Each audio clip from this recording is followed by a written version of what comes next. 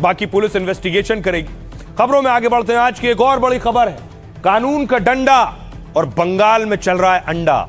उससे पहले एक तस्वीर देखिए। शुभेंदु अधिकारी आज देखिए केएमसी में थे और नेताजी सुभाष चंद्र बोस की कुर्सी पर दंडवत थे।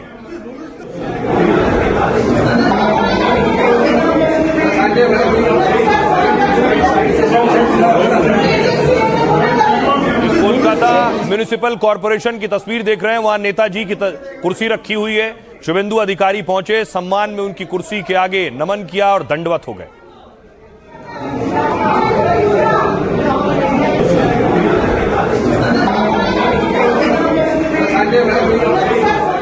और दूसरी तरफ जो आरोपी हैं, जो कानून हाथ में लेते हैं, उन पर एक्शन हो रहा है। पुष्पा के दिन खराब आ गए हैं बंगाल में। कम से कम पुष्पा डरते नहीं से यहां तक आ गए। पुष्पा की रोड में हाफ निक्कर पर परेड कराई जा रही है।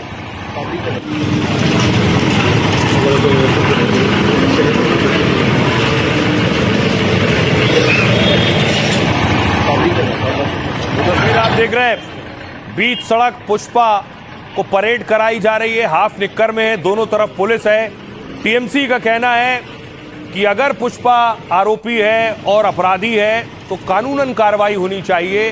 कानून ये नहीं कहता है कि किसी की सड़क पर परेड कराई जाए इस तरह से। अब दूसरी तस्वीर देखिए। इससे पहले 11 तारीख को भी पुष्पा को परेड कराई गई थी। गिरफ्तारी के बाद की तस्वीर ये सामने आई थी।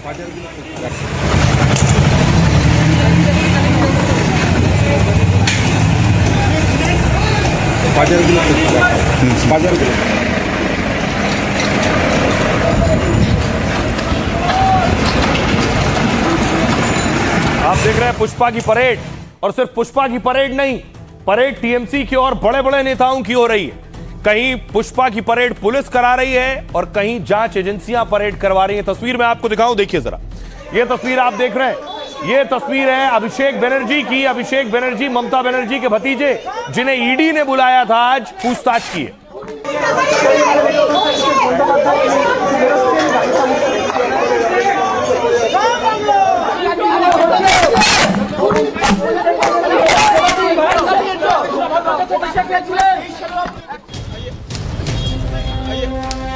ये टीएमसी के नेता हैं, विधायक हैं, लेकिन अब इन्हें पब्लिक के अंडे से डर लगता है। ये भी टीएमसी के नेता हैं, कभी अवैध वसूली और दादागिरी के नेता भी रहे, लेकिन अब इन्हें कानून के डंडे से डर लग रहा है। ये दो तस्वीरें बता रही हैं कि बंगाल बदल चुका है। अंडा, जिसे बंगाल में डीम कहते हैं, जनता उसे खाने के लिए नहीं बल्कि टीएमसी के नेताओं को खिलाने के लिए खरीद रही है।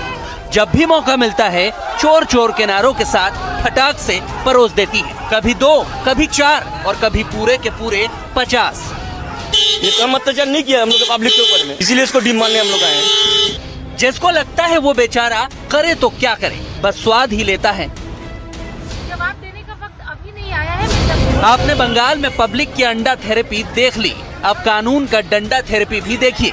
खुद को पुष्पा बताने वाले जहांगीर खान न फायर रहे न फ्लावर। हाफ पैंट पहनाकर पुलिस जुलूस निकालती है तो कान भी पकड़ लेते हैं और फिर हाथ भी जोड़ लेते हैं। और आइए अब आपको बताऊं, अब सच्चाई ये है कि पुष्पा को गिरफ्तार किया गया और गिरफ्तारी के बाद पुष्पा पर एक और मामला दर्ज हुआ है। ये तस्वीरें अगर आपको याद हो, जेपी नड्डा का काफिला जा रहा था, उस काफिले पर अटैक हुआ था।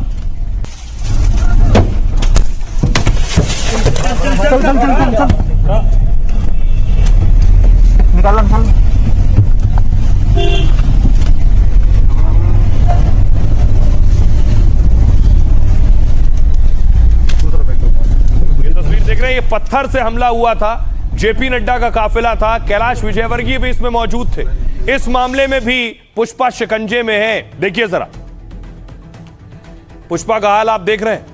शुभेंदु की पुलिस ने टीएमसी के पुष्पा की फिर से परेड निकाली है, और जिस फालता में कभी टीएमसी नेता जहांगीर का दबदबा हुआ करता था, वहां वो आज कान पकड़कर, हाथ जोड़कर लोगों से माफी मांग रहा।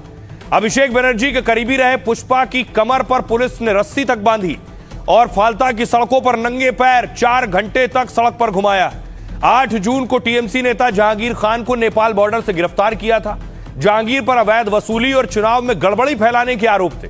चुनावी हिंसा से जुड़े एक केस में अभी जहांगीर खान से पूछताछ चल रही है। पुलिस फाल्ता में जहांगीर को ले जाकर परेड निकाल रही है और सबूत जुटा रही है। लेकिन अब डायमंड हार्बर पुलिस ने जहांगीर पर एक और केस खोल दिया है। यह केस 2020 में डायमंड हार्बर में बीजेपी अध्यक्ष रहे नड्डा पर उस वक्त हमले से जुड़ा हुआ। दरअसल जेपी नड्डा के काफिले पर चुनाव प्रचार के दौरान अटैक हुआ था। ईंट पत्थरों से हुए हमले में कैलाश विजयवर्गीय समेत कई लोग घायल हुए थे और इस मामले में एफआईआर भी हुई थी। उस वक्त जहांगीर खान नामजद था इस एफआईआर में, लेकिन ममता बनर्जी की पुलिस ने जांच की और जहांगीर आरोपों से बरी हो गया। जहांगीर के खिलाफ दर्ज इस केस को भी पुलिस ने बंद कर दिया था, लेकिन अब शुभेंदु की पुलिस ने इस केस को फिर से खोला है और जांच शुरू कर दी है। मतलब ममता के पुष्पा की मुश्किलें और उस पर शिकंजा कसता जा रहा है। सुनिए जरा सियासतदान क्या कह रहे हैं। गाड़ी का बॉनेट में चढ़ के सोचे थे कि वो पुष्पा हो गया, वो हीरो बन गए। पॉकेट में हाथ देकर 4 तारीख के बाद हम डीजे बजाएंगे, अब डीजे बंगाल के लोग बजा देंगे, ये तो उनको मालूम नहीं था। कोई भी दुर्नीति करे इस भाजपा माननीय प्रधानमंत्री नरेंद्र मोदी जी का सरकार में, आपका कार्रवाई होगा, आपका सजा होगा। लेकिन जहांगीर खान अपना माफिक उन्होंने जो आईनी, जो हमारा देश का कानून मुताबिक जो विचार होगा वही सब लोग मान लेगा। कानून का ऊपर में तो कोई नहीं है। उसका प्रशासनिक बात है, प्रशासन काम कर रहा है, प्रशासन जो करेगा, जो निकलेगा वही करेंगे। ये law will take its own course. अगर उसने कोई गुनाह किया तो लॉ जो जिस तरह जो लॉ का जो विधान है वही होगा। अब देखिए एक तरफ पुष्पा के साथ क्या हो रहा है, दूसरी तरफ आज ममता बनर्जी ने जो हालात बने हुए इसके बाद बैठक बुलाई थी। बैठक में बड़े बड़े नेता आए, ये आप देख रहे हैं। सौगत राय पहुंचे थे, कल्याण बनर्जी पहुंचे थे और कुणाल घोष इस बैठक में पहुंचे। मदन मित्रा बैठक में पहुंचे। मदन मित्रा के घर रेड हुई थी पिछले दिनों। लेकिन इस बैठक में अंडे चल गए, कोई अंडे लेकर पहुंच गया और दीदी के बड़े नेताओं पर अंडे चलाने लगा। देखिए जरा, कुणाल घोष जा रहे हैं, कुणाल घोष बैठक में शामिल होने जा रहे थे, उन पर अंडे चलाने लगा। ये देखिए, ये अंडे चल रहे हैं, कुणाल घोष पर लग रहे हैं।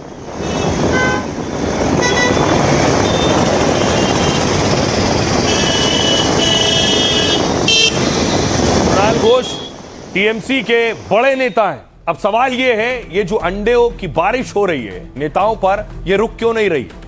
बंगाल में टीएमसी से जुड़े नेताओं पर लगातार अंडों से हमला हो रहा है। अब ममता के करीबी विधायक कुणाल घोष पर अंडा अटैक हो गया। टीएमसी प्रवक्ता कुणाल घोष ममता के घर से मीटिंग कर लौट रहे थे, तभी एक युवक ने कुणाल को निशाना बनाकर सामने से अंडा फेंका। कुणाल ने सिर झुकाकर बचने की कोशिश की, लेकिन एक अंडा सिर पर फूटा। कुणाल घोष ने इसे नियोजित गुंडागर्दी और पुलिस पर भगाने का आरोप लगाया, जबकि हमलावर ने कहा कि टीएमसी नेताओं ने बहुत अत्याचार और गलत काम किए हैं, इसलिए भ्रष्टाचार करने वाले ये लोग इसी तरह अंडा अटैक के हकदार हैं। बंगाल में अभिषेक बनर्जी से लेकर सौगत राय तक अंडे चल चुके हैं। कटमनी भ्रष्टाचार के आरोप में गिरफ्तार नेताओं पर सबसे ज्यादा अंडे चल रहे हैं। बांकुड़ा में तो अंडा अटैक के डर से एक टीएमसी नेता कटमनी वापस करने लगा, तो कई जगह टीएमसी के पार्षद पुलिस के सामने अंडों के हमले से भागते दिखे। प्रदर्शनकारी और लोग बंगाल में विरोध में अंडों का इतना इस्तेमाल कर रहे हैं कि कोलकाता से मिदनापुर और हुगली तक सड़े अंडों की डिमांड बढ़ गई है, क्योंकि सड़ा अंडा जब पड़ेगा तो वो ज्यादा दुर्गंध करेगा। एक ताजा अंडा 5 से 6 रुपए में मिल रहा है, लेकिन सड़ा हुआ अंडा 5 से 20 रुपए में बिक रहा है। अंडे फेंकना बंगाल में विरोध और भ्रष्ट नेताओं के अपमान का तरीका बन गया है। जानकार मानते हैं कि कड़ी धाराओं और जेल से बचने के लिए भी अंडे चल रहे हैं। लोग जानते हैं कि नेताओं पर हमला करने पर पुलिस तुरंत एक्शन में आ जाती है। किसी नेता पर पत्थर या लाठी चलाने पर जानलेवा हमले के आरोप लग सकते हैं। दंगा भड़काने या जानलेवा हमले के आरोप में गंभीर धाराओं में केस दर्ज हो सकता है और तब विरोध कर रहे लोगों को जेल या लंबे कानूनी पचड़े में वो पड़ सकते हैं। लेकिन अंडा फेंकना को कानूनी भाषा में मामूली हमला और विरोध माना जाता है। इसमें गंभीर धाराओं में केस दर्ज नहीं होता और लोग आसानी से बच निकलते हैं। क्या इसलिए बंगाल में भ्रष्टाचार के आरोपी नेताओं पर अंडा अटैक हो रहा है? लेकिन लोगों के अंडा अटैक से कई जगह पुलिस भी निशाना बनी है। एक पुलिसकर्मी ने कहा, 1-2 अंडे ही आरोपी को लगते हैं, बाकी तो हमें लगते हैं। लोग ज्यादातर विरोध में सड़े अंडों का इस्तेमाल कर रहे हैं, यह पुलिस वाला कह रहा है। अंडे का तरल पदार्थ फूट कर लग जाता है वर्दी में, हमारे शरीर पर फैल जाता है और ड्यूटी में कपड़े बदलने का मौका नहीं मिलता, तो बदबू के साथ काम करना हमें पड़ता है। अब लगता है कि अंडों के दाम बढ़ने पर ही इस तरह के हमले बंद होंगे। सुनिए जरा क्या कुछ कह रही है अग्निमित्रा पॉल और दूसरे नेता। कुणाल घोष का क्या अत्याचार किया है? ये कम अत्याचार नहीं किया है हम लोग पब्लिक के ऊपर में। आज ये डीम खाने के लायक ही हो गया, ये डीम खाने के लायक ही है। ममता दीदी का घर में तो कोई नहीं आएगा। ये क्या है? हम यहाँ से रास्ते से जा रहा है, हम यहाँ से निकल रहे हैं, ये क्या मेरा दोस्त है? कोई दूसरा सीनियर लोगों का ऊपर ये क्या हो रहा है? अब डेमोक्रेसी को 15 साल अब पैर में कुचला दिए थे। अभी नया सरकार आने के बाद ना डेमोक्रेसी ना डेमोक्रेसी, कुछ भी आप कुचला नहीं पाएंगे। और अंडा के दुकान में जाएंगे तो अंडा वाले बोल रहे कि आपको कौन सा अंडा चाहिए, खाने वाला अंडा कि मारने वाला अंडा। और मारने वाला अंडा जो सड़ा हुआ अंडा है उसका दाम ज्यादा है। ये गुंडा लोग, बीजेपी का गुंडा लोग, वो गुंडा लोग अंडा छोड़ा है, पुलिस इधर बैठा है, खड़ा है, पुलिस कुछ नहीं करता है, उन लोग का अगेंस्ट में कुछ नहीं करता है। कितना करतूत सबको मालूम। बंगाल के लोग कितने गुस्से में देखी है, उनको चोट ना पहुंचाते हुए अपना गुस्सा को निकाल रहे हैं अंडा खिला करके, कच्चा अंडा। ये भी बहुत अच्छा इनोवेशन है। गंदा काम बीजेपी ये सब गंदा काम सिखाते, ये बंगाल के कल्चर में नहीं है। आप किसको अरेस्ट करो, उसको केस दो, जो भी कदम उठाओ, तो अंडा फेंकना क्या कल्चर है? खराब कल्चर है, घटिया कल्चर है। एक तरफ ममता बनर्जी के नेताओं को विरोध झेलना पड़ रहा है, जो बचे हुए हैं और जो बागी हो गए हैं उन्होंने अगला घर तलाश लिया है। ये वो नेता हैं जो बागी हो गए हैं, वो सांसद हैं जो अब ममता की पार्टी छोड़कर अलग पार्टी में जाने वाले हैं। और जिस पार्टी में जा रहे हैं वो पार्टी कौन सी है, सुनकर आपको भी ताज्जुब होगा। आइए आपको दिखाऊं, ये देखिए जरा। आपने पहली बार नाम सुना होगा एनसीपीआई, ये उस पार्टी का ऑफिस है। अब इतने सांसद नई पार्टी ज्वाइन कर रहे हैं कि उस एनसीपीआई दफ्तर की देखिए सुरक्षा बढ़ा दी गई है।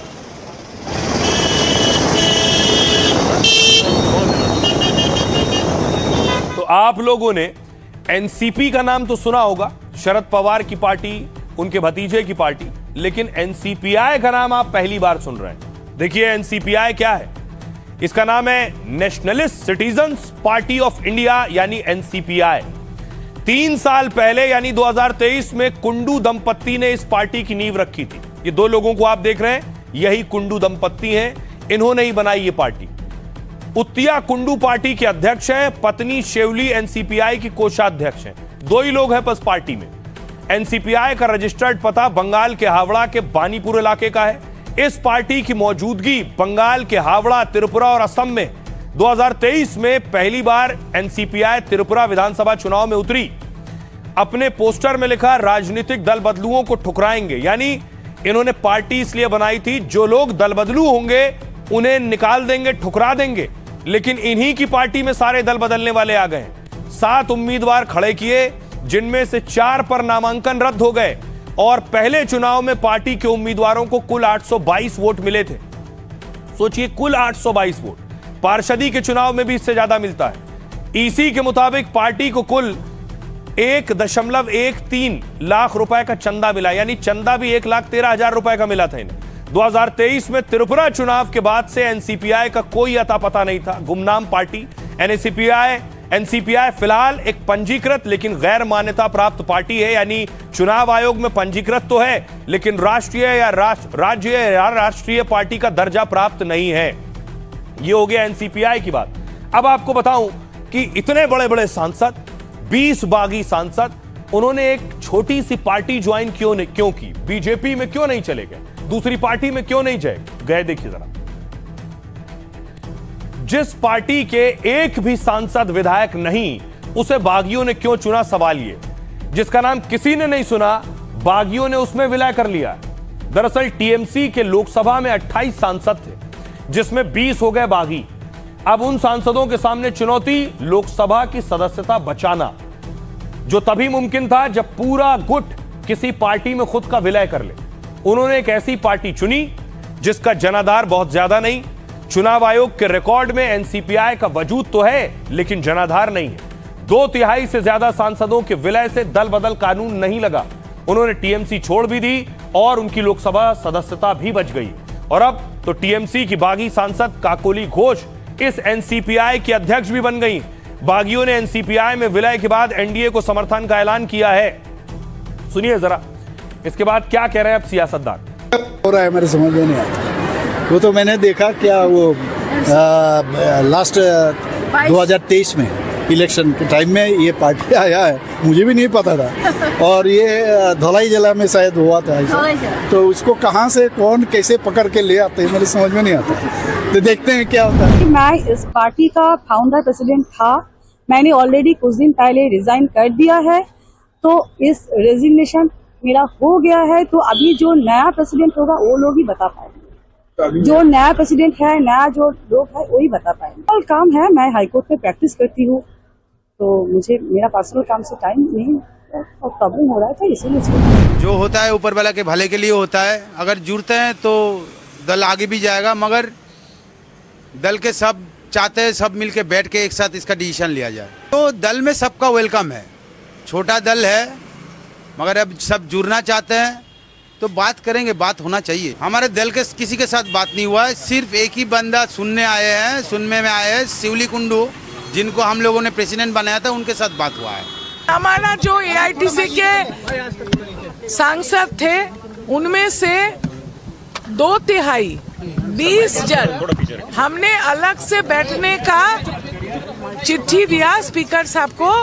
और हमारे जो सांसद है हम 20 अभी नेशनलिस्ट सिटीजन पार्टी के साथ हम लोग मर्ज करके एनडीए के साथ काम करेंगे। प्रधानमंत्री नरेंद्र मोदी जी के, हमारे अमित शाह जी के नेतृत्व में। तृणमूल कांग्रेस के बागी नेता हैं, जो दिग्गज नेता हैं, आप में से कई हैं जो 2, 3, 4 बार सांसद बन चुके हैं।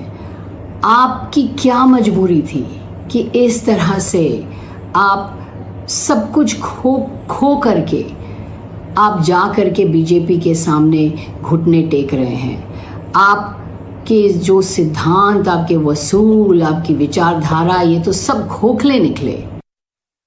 तो रही खबरों में आगे बढ़ते हैं। बंगाल से आपको लिए चलता हूं उत्तर प्रदेश। यूपी में एक मामला सबसे ज्यादा इस वक्त जेरे बहस है। जांच करने राम मंदिर पहुंच गई एसआईटी टीम। मंदिर के दान को लेकर सवाल उठ रहे हैं कि करोड़ों रुपए का दान चोरी कर लिया गया। किसने चोरी किया, एसआईटी अब इसकी जांच करेगी। तस्वीर आपको दिखाऊं। एसआईटी की टीम, स्पेशल इन्वेस्टिगेशन की टीम आज पहुंची थी। सीएम योगी ने इस टीम का गठन किया है और अब यह जांच करेगी।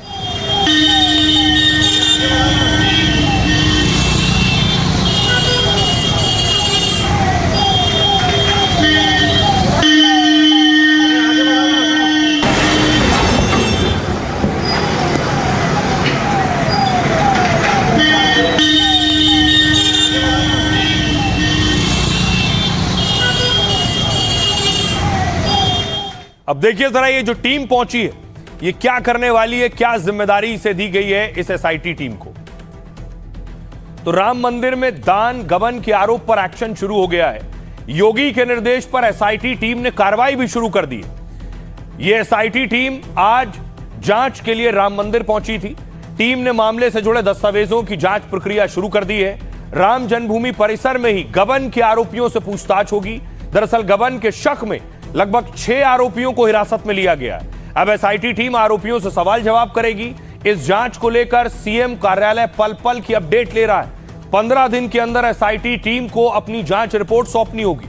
राम जन्मभूमि ट्रस्ट के अनुरोध पर योगी सरकार ने एसआईटी बनाई है। दूसरी ओर दान राशि चोरी का मामला सुप्रीम कोर्ट पहुंच गया है। सुप्रीम कोर्ट के मुख्य न्यायाधीश को इस मामले में पत्र भेजा गया है और इस चिट्ठी में सीजीआई से मामले में स्वतः संज्ञान की अपील की गई है। सुप्रीम कोर्ट की निगरानी में दान चोरी पर जांच की मांग की गई है। पत्र में कहा गया है कि लोगों का विश्वास बनाए रखने के लिए एफआईआर कराई जाए और कोर्ट की निगरानी में जांच के लिए निर्देश जारी किए जाएं। सपा प्रमुख अखिलेश यादव ने दान पात्र में 5 से 7 करोड़ की चोरी का दावा किया था और इसके बाद से ही लगातार राम मंदिर में चोरी का सवाल खड़ा हो रहा था, जिसे लेकर राम जन्मभूमि ट्रस्ट ने योगी से जांच कराने की मांग की थी। अब आपको बताऊं, जो एसआईटी बनाई गई है, यानी स्पेशल इन्वेस्टिगेशन टीम योगी ने गठित की है, जो मंदिर पहुंची है, उसमें कौन कौन से अधिकारी हैं। सबसे पहले जिन्हें आप देख रहे हैं, ये है विजय विश्वास पंत, एसआईटी जांच समिति के अध्यक्ष बनाए गए हैं। प्रशासनिक प्रक्रिया और पारदर्शिता की निगरानी करेंगे। 2004 बैच के आईएएस अधिकारी हैं, लखनऊ मंडल के आयुक्त हैं। 2025 में महाकुंभ के आयोजन के दौरान भी सुर्खियों में रहे। अगला नाम है किरण एस का, एसआईटी टीम में मुख्य पुलिस अधिकारी के रूप में शामिल है। जांच के दौरान